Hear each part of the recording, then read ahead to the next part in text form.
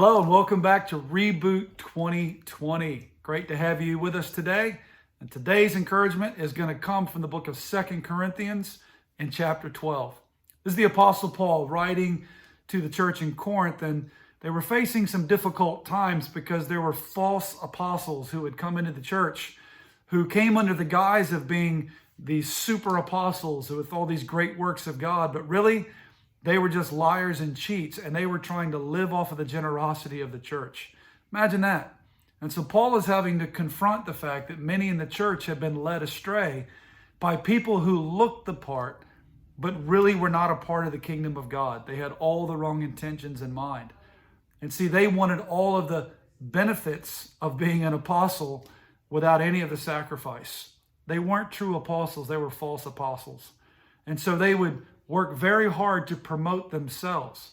In today's day, they would have had the best Instagram feeds telling you about how great they are and why you should have them in your church, or you should watch their podcast or Instagram Live or whatever it is. And they were all about self-promotion. And Paul's saying, look, I don't do that, but I want to explain to you why. And he went through this long list of all of the hardships that he had endured for the gospel. He had been whipped 5 times. He had been shipwrecked 3 times. The book of Acts records one incredible shipwreck story of Paul, but in this letter we realized that's happened to him 3 times, left in the sea at night. There's all kinds of troubles that he went through, and he explains how he is still dealing with all of the internal struggles that everyone else faces, and the lusts of the flesh and everything that we experience as human beings, he still experienced. But he said he boasted in his weakness, not in his strength. Boy, that's an unusual thing for people to do these days. I don't know many that boast in their weakness. We're kind of taught to cover up our weakness and show everybody else our strength. But Paul boasted in it. But here's an interesting reason why. And he shares with us in 2 Corinthians chapter 12, verse 9. It says, when God said this to him, he said to me, my grace is sufficient for you, for my power is made perfect in weakness.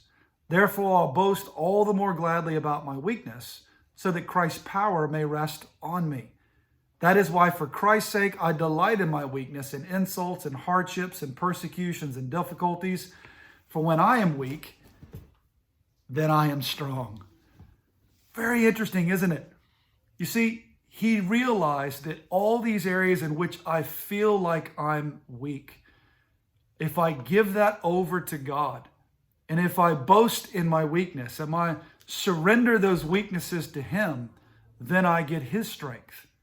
You see, if I'm only focusing on my own strengths, that's all I'll ever have.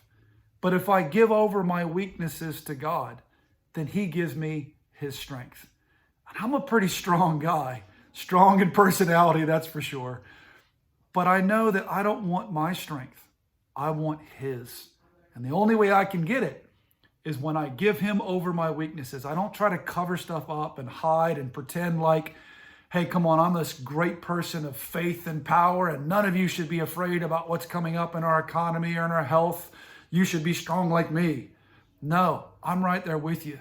Hey, there's moments that we have had some concerns about what's happening in our world today. And sometimes you can find those things creeping in.